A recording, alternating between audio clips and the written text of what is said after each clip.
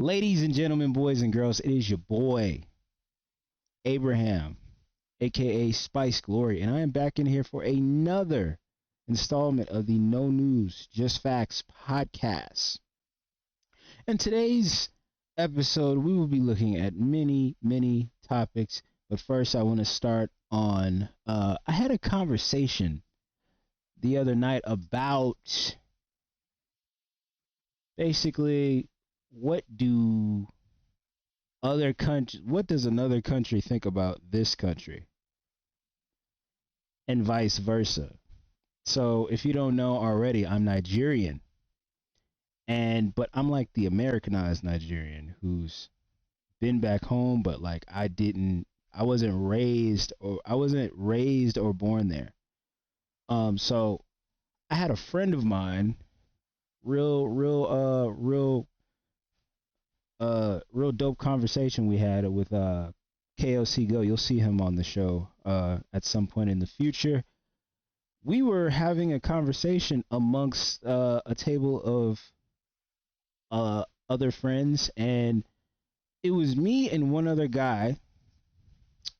I apologize if I can't remember your name, sir, but he's Nigerian as well, and he's the opposite of me. So he was born in Nigeria and he came to America.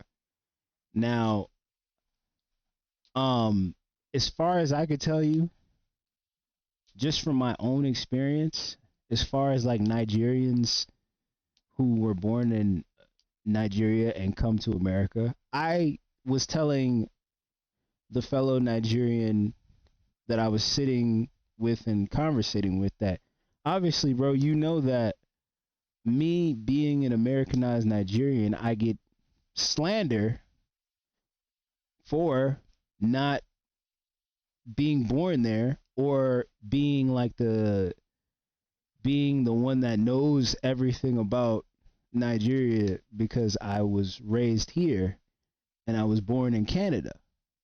And he's like, "Yeah, bro, I already know. Like you get the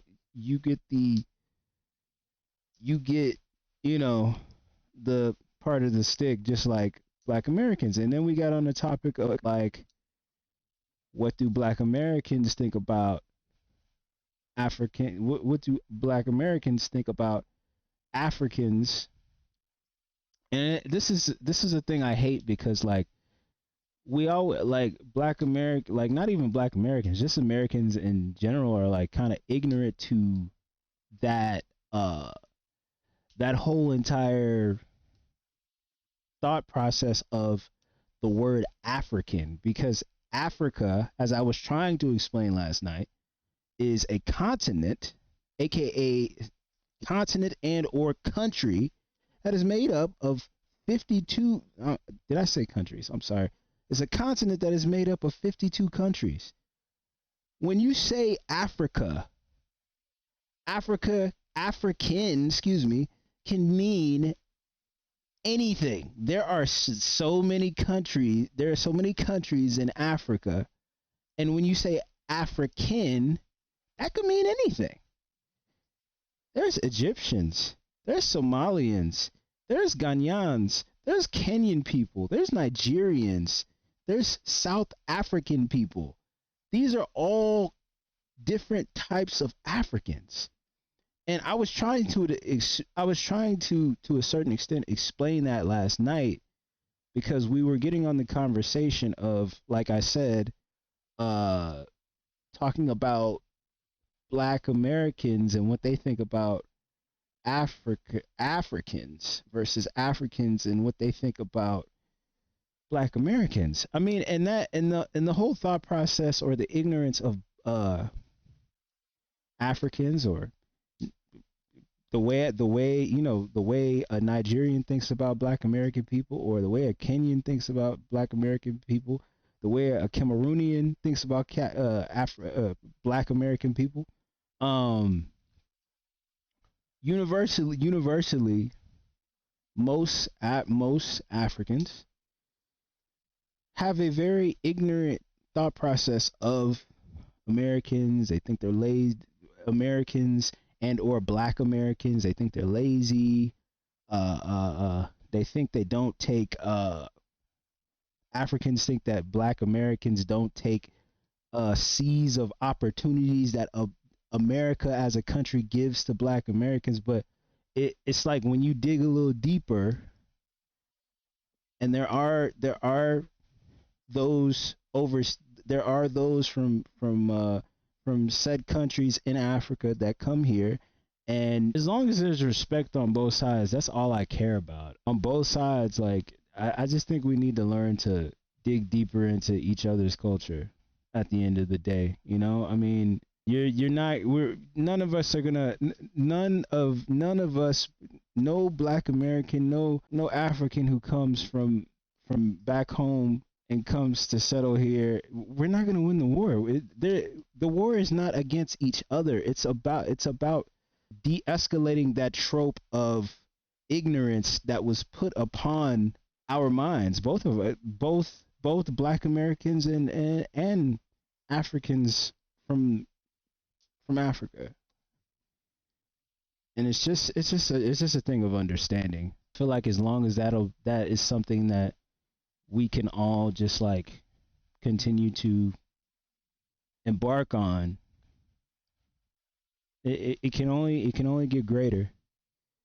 The build to understanding and wanting to know more can only build something a greater echelon, man. So let's get started with the show. And forget my monologue. I was just doing that because I thought it was an interesting thing. So I don't know which way I should go first. I don't know if I should go to R. Kelly getting the 30 years, or I should go to Ghislaine Maxwell. I feel like those are very serious topics that I will cover as much as I can, like almost towards the end of the podcast. I'm just gonna get into what I guess whatever has been the biggest news. Well, I mean, I don't necessarily think any of these have been the biggest news, but I'm just gonna cover as much as I can in a timely manner. So we're just gonna start with as you guys remember last podcast, I reacted to the woman who got on her baby daddy for bringing McDonald's for one of her children, right? So she gets online, and we're about to get to it right now. She gets online and she basically speaks her piece on that whole entire video. But I'm going to give you guys a surprise after we get done with the video, and I really break it down.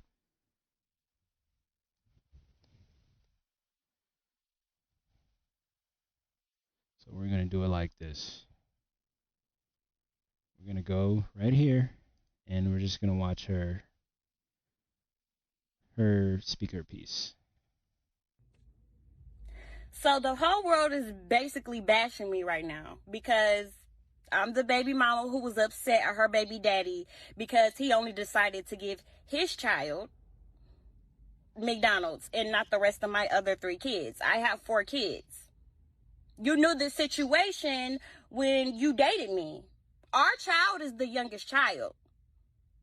So keep that in mind before y'all make me the villain. That means all my other kids knew him. He was buying the McDonald's when we were together. My kids have to go through a transition of our breakup as well. Like, yeah, me and you broke up, but my kids got to feel it too. So now my kids have to see only one of their siblings get McDonald's and not the rest of them. And they know it's coming from you because, of course, like me and you used to be together. They used to see you. You used to do it for them. But now you don't want to do that for them anymore. Like, to me, that's petty. That's petty. Like, it's not fair. Like, you're not finna give one child McDonald's and not all the other kids McDonald's. Like, I'm not going. And then on top of that, you mean to tell me you can dib and dab and want to do it sometimes, but yet you can't feed all my other kids McDonald's though?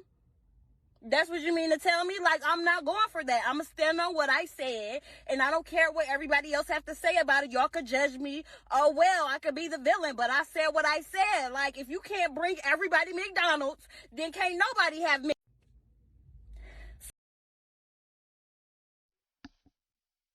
Pretty selfish sounding, right? It's pretty selfish sounding, right? So, to that I say, yeah, that is selfish sounding, and it's ridiculous to make your kids suffer.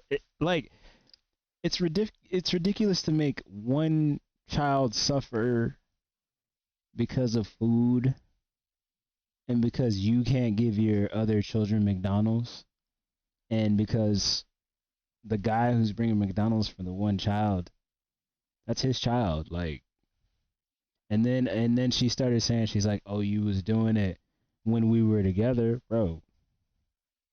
We not together no more. I'm not about to do that for all of them now. They got daddies. They can do that. I mean, and I'm saying all that to say, like, the kicker about all of this, right? I wish I could find the post. I don't know where the post is. We basically got hoodwinked, bro. This lady is faking the funk, bro. I can't even find the story anymore. Lady's faking the funk, bro. It's not real. It's not real, man. So it's not real, bro. She's a TikToker, and they do, her and the other guy do actual relationship scenarios, but none of them are actually real. I don't even think she has kids at all. And if she does, it's probably just one and not 70 billion like she was doing in the skit. So yeah, man. Faking the funk for the internet, bro.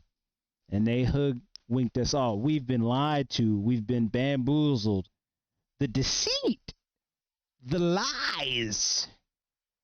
The lies. But she got all of us. I will say that. She got all of us.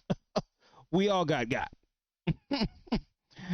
Anyways, man, on to the next one, bro. In unrelated news to that, it's so funny. I just want to say real quick that it's called No News, Just Facts, but I do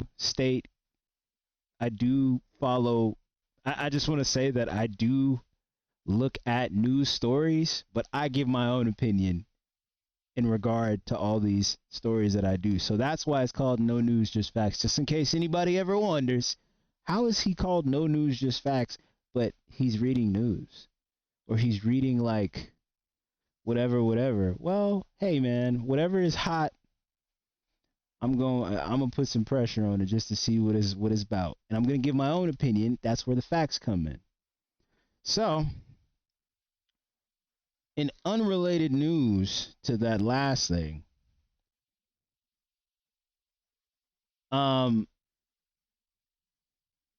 boxer, YouTuber, podcaster Logan Paul has signed a deal with WWE, and it is a long-term deal. So if I could find the article, just give me a second here.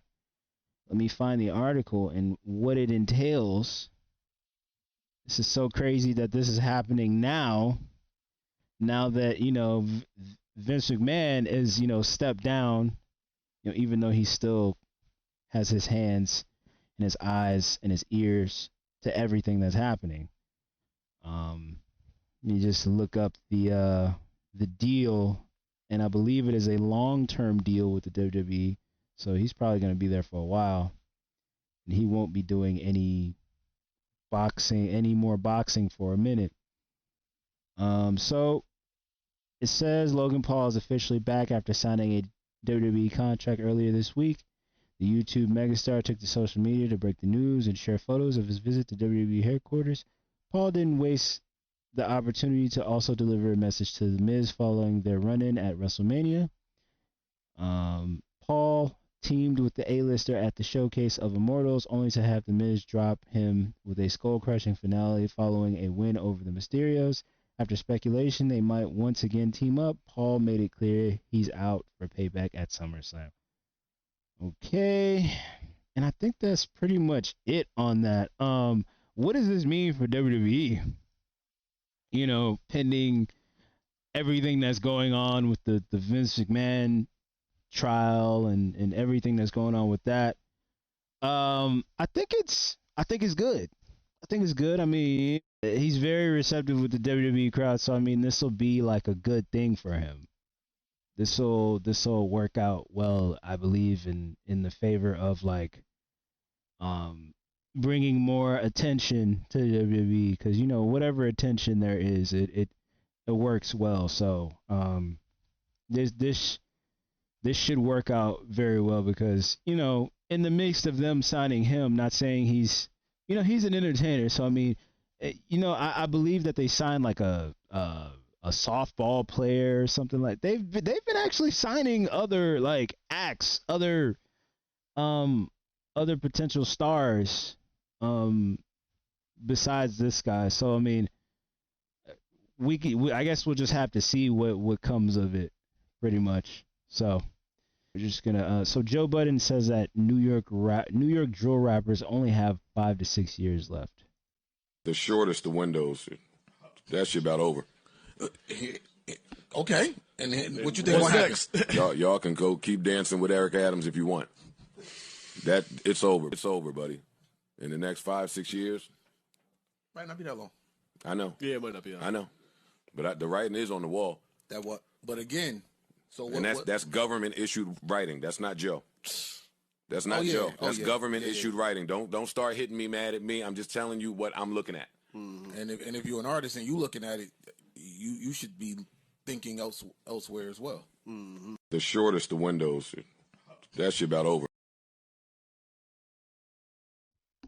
All right. So now, after he said that, I'll take it even a step further and just say that gangster rap in general is on a time clock, bro.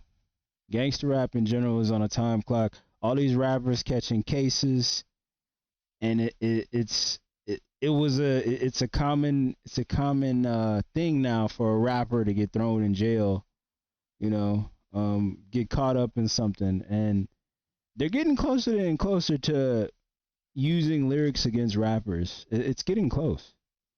Getting close, you know, with this YSL Rico case. I feel like once they're able to get clearance on being able to use, like, matter of fact, I think they are using the lyrics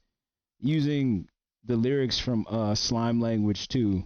Honestly, with drill music, New York drill is about to be done.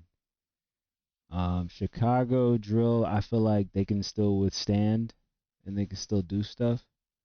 Cause I mean they was popping way back in like 2012, 2011. So I feel like Chicago drill will always be there. It's just I don't think it'll be on like I think it has slowly stopped, and it has just like now become like an underground thing, and it's not really like a big mainstream thing anymore. Like UK drill is probably the one that'll probably be around a lot longer, because it's harder to just destroy a music structure like UK drill, because UK drill has been through a lot already. You literally have UK drill artists who are doing things, committing acts, and even though in the UK their law enforcement is trying to like ban the music, all it does is make more UK artists want to come out the woodwork and do UK drill and make even more like gangster UK records. So I mean, gangster rap is here to stay in some regions of the world, versus in some places where it's starting to get to the point where every time somebody gets wrapped up in a legal battle and thrown behind a cell, they start to like take a microscope to the rapper's music, take a like magnifying glass to the music. So it's like, yeah, I kind of do I do believe that statement that Joe Budden is saying. All right, so the next thing I want to talk about is this right here. It says Friends creator apologizes for the show's lack of diversity and pledges 4 million to African and African American studies. And I'm just kind of like, yeah, that's all fine and dandy, but just tell the truth. Just tell the truth. People within the show's creation have actually come out and said, "Yeah, we stole this." Just tell the truth. I don't care about all this. Like, I always knew there was a reason why I didn't like that show. I always knew there was a reason. Like, there are many people who like this show. I absolutely positively hate this show. And there's more of a reason to hate the show now if you don't already know. Friends, the show, is a lie. The whole entire premise of that show is stolen from another show. Friends is stolen. Friends' whole concept is a stolen concept from a show called Living Single, in which a whole bunch of friends. It's pretty much detailing a bunch of black people who live in the city and have different circumstances and observations that happen. And it's all black people, right? It's an all black cast. On the flip side, what is Friends? Friends is literally all white people that live in the city that go through various observations and obstacles. Literally the same exact concept. They did not try to hide or change anything about the concept and premise of the show. So now I go back to this and I'm like, what do I give a crap about this woman admitting after so many years have gone by in which you had a bunch of time to basically just tell the truth. Say that you guys took the premise of that show. I don't care about you guys not having black people on that show. Bro, who cares about that? Y'all let all this time build up and nothing. Not even none of the actors coming out and saying, "Yeah, you know what? There was a lack of diversity on that show." That's Hollywood for you. Everybody will be quiet about something until it gets called out many years later. Like, that show was not that show was obviously not for black people or Hispanic people. That show was literally a show for white people. And y'all might disagree because there are probably people who are Hispanic, black, Asian who watch that show and think that show is amazing. But I'm just keeping it real. I'm just being honest about it and saying that show was literally built for white people. They literally took a concept from a black show and literally made a white version of it. That doesn't tell you what you need to know right there. Like, come on. And I'm not even trying to be a hater. I mean, I think Jennifer Aniston is a great actress. I think the rest of them are great actors and actresses, but at the same time, they were part of a plagiarization. They were part of a plagiarization, and that's what I think about it. Okay, so new in the news, um,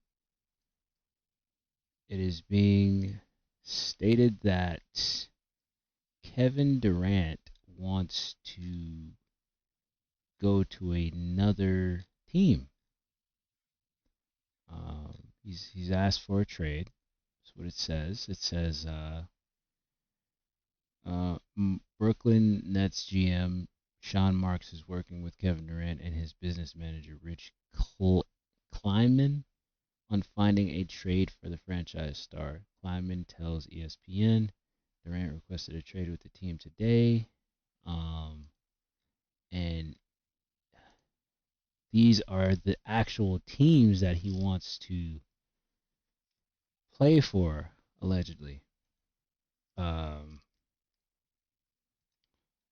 So you got the Suns, the Heat, the Mavericks, the Bulls, the Trailblazers, and the 76ers. And now, if you really look at it, all of these teams are high seeded teams. So I mean, to be honest, like let's look at his legacy real quick. Honestly, go to this Wikipedia page. Okay, so as it stands, look at all the teams he's been with. Seattle. I'm just gonna count Seattle as Oklahoma. So Oklahoma, Golden State, and Brooklyn.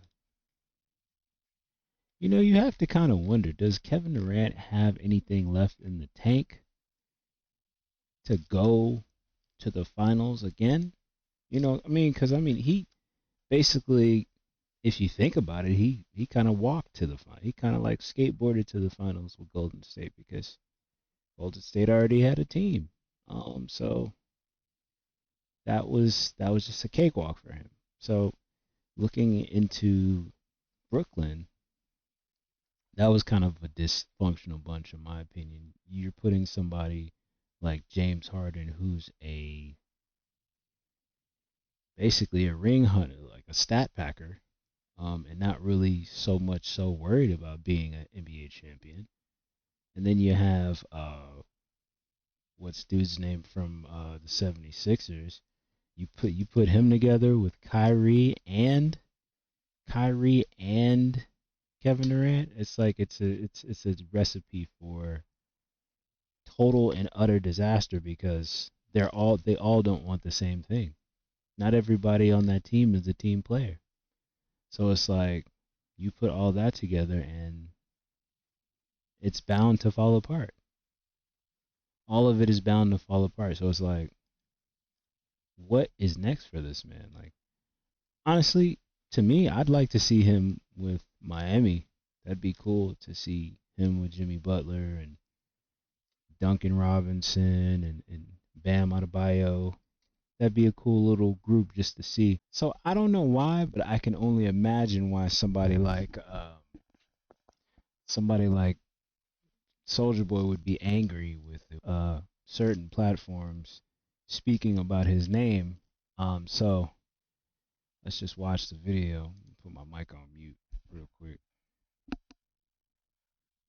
Is it on mute? Or am I?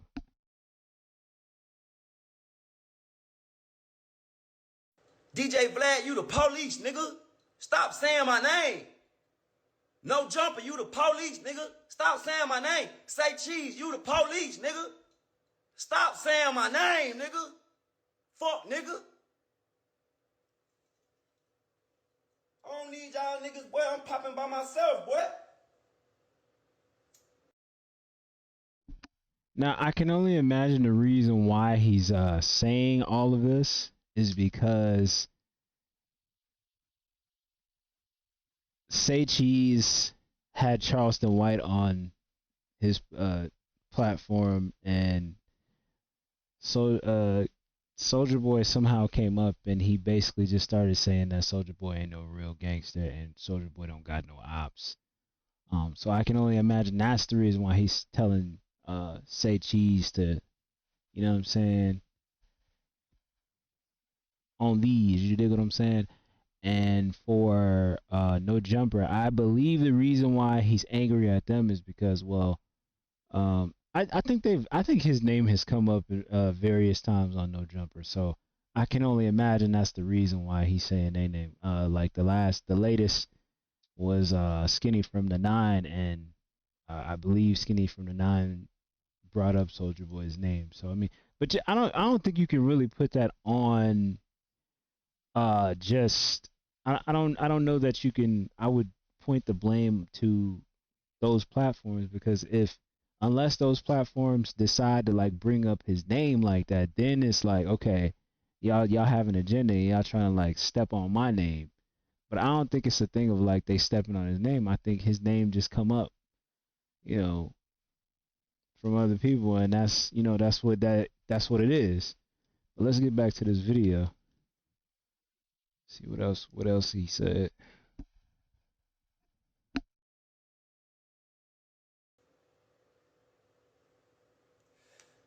Now the next time you bring a nigga on your platform to say my name, nigga, we gonna come see y'all niggas, bro. I don't give a fuck if y'all don't rap or not, nigga. We will slide on y'all niggas, boy. Don't say my name no more, nigga, or it's gonna be a problem, nigga. Fuck you talking about, nigga. You brought the little op-ass nigga up there. That nigga dead. Let it go, nigga. You want this shit to keep going, nigga? Fuck you talking about, nigga. I want to know who is the op-ass nigga that's dead. Who is he talking about? Who is he talking about? He said you brought the op-ass nigga up there who's dead. Who is he talking about for real? I don't know. Because I'm trying to think in my head. I'm like, who is he talking about? But anyway, back to the video.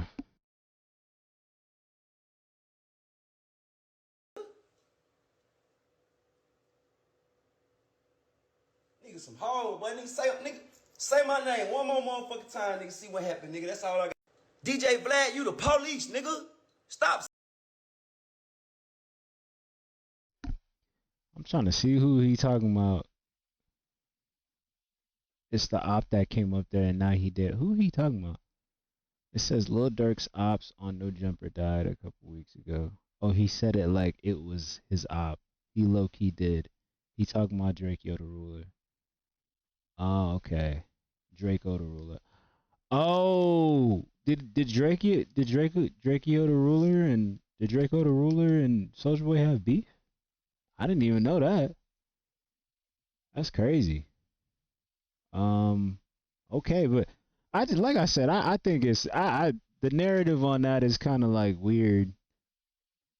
Cause I mean, it's hard to judge whether they actually trying to like step on his name or whether it's like for real, just the people who are guests on these platforms that are doing the interviewing, and his name just happens to come up, and that's usually I believe most of the time that's usually how it is. But I think in this case, I think with the Say Cheese thing, I feel like his name.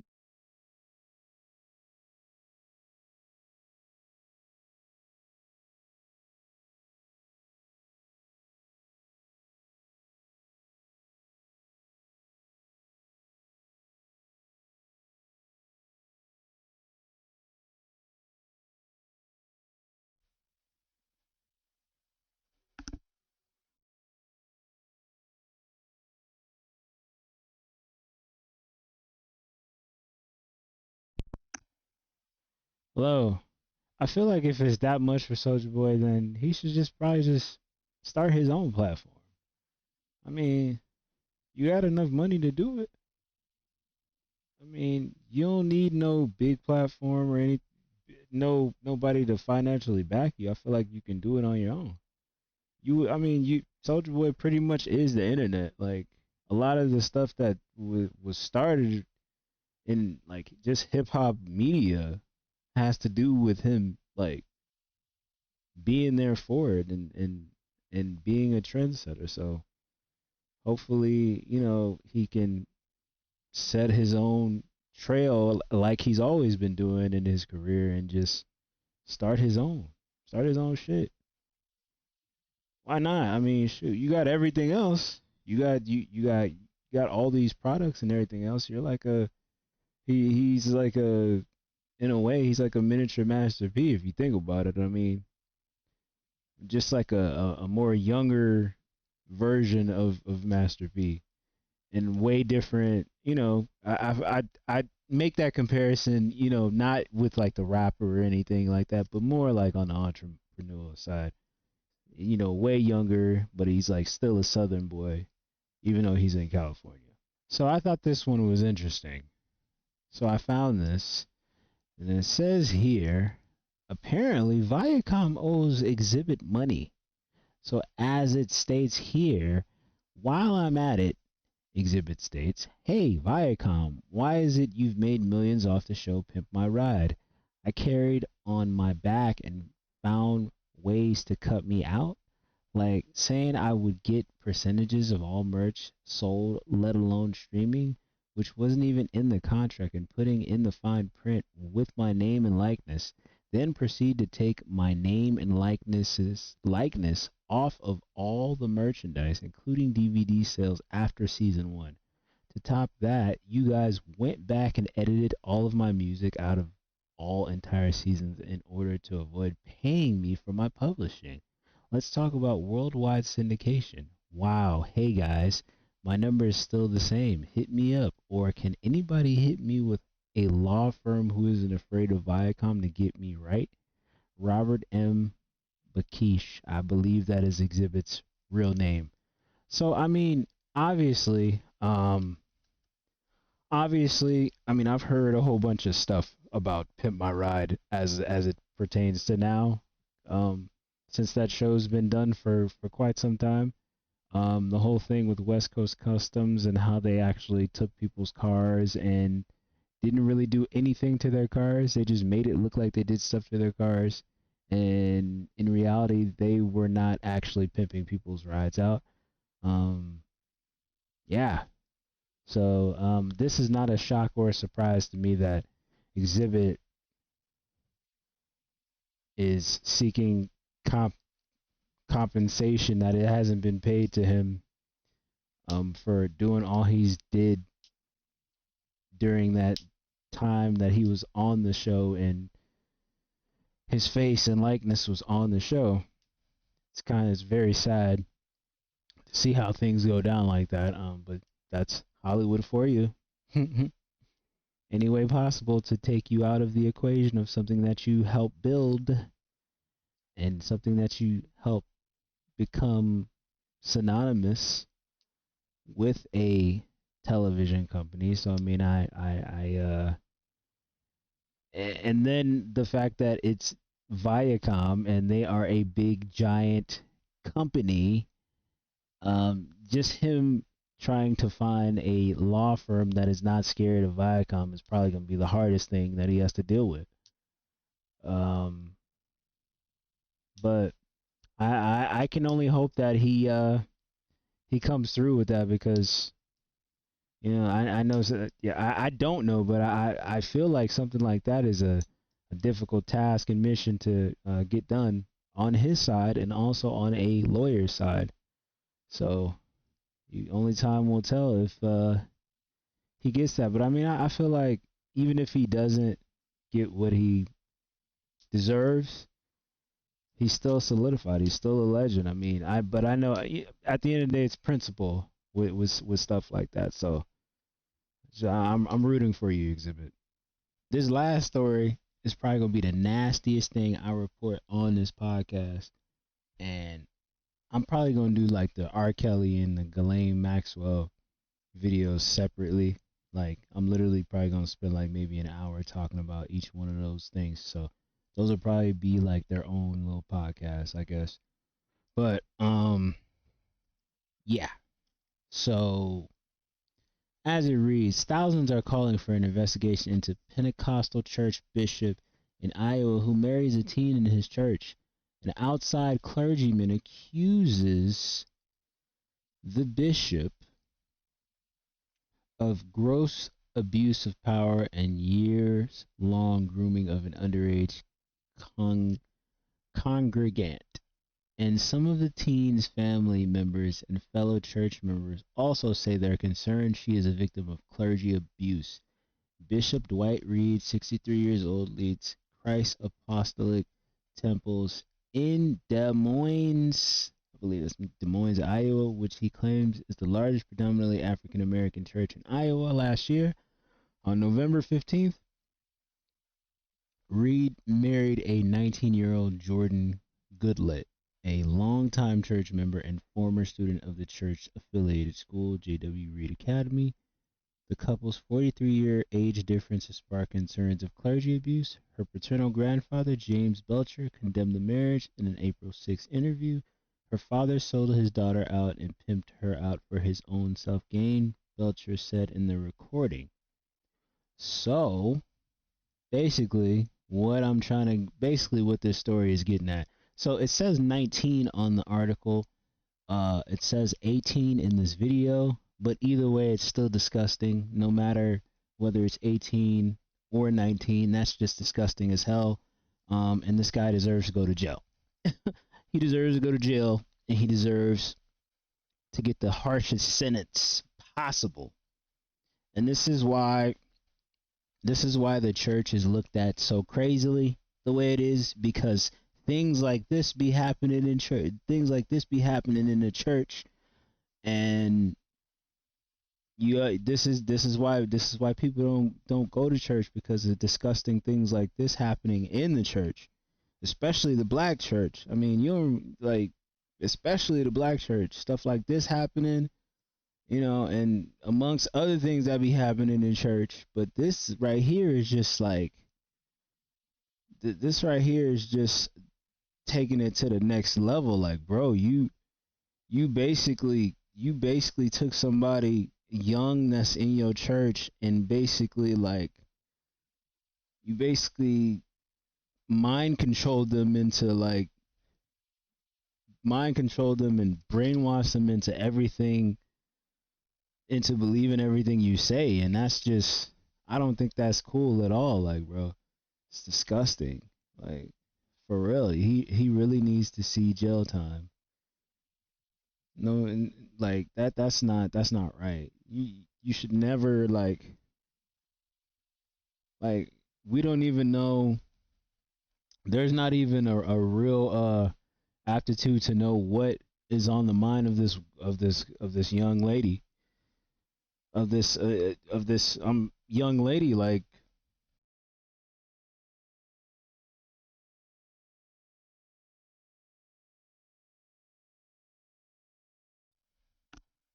it's totally Stockholm syndrome going on here, and I think it's very sickening. This world is just, I tell you, bro, it's disgusting. It's disgusting. We were talking about R. Kelly, but like, forget about that. Like, this is just as bad as that. Like, bro's using something that everybody, like, bro is using something like church. Like, people go to fellowship, people go when they have problems, people seek the will of God, and you're using that to be with young women. I'm sure this is not the only I feel like this is not the only time that he has done something like this, and I'm not even gonna say marrying a young woman, but grooming more than one young woman. I'm sure. I feel like,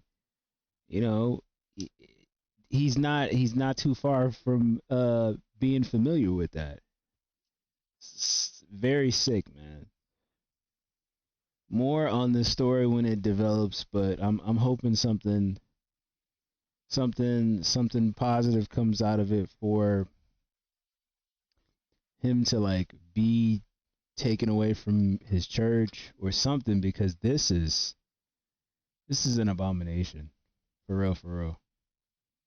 Anytime you hear a story about anybody in their 60s or 50s marrying somebody young, like, I find that to be very, I don't know what the word is, but it's just like, it's too much. Like, why are you even doing that? What are you like? What? Why? Like, you can't find nobody your own age. Plus it's obviously illegal. Like, bro, what are you doing?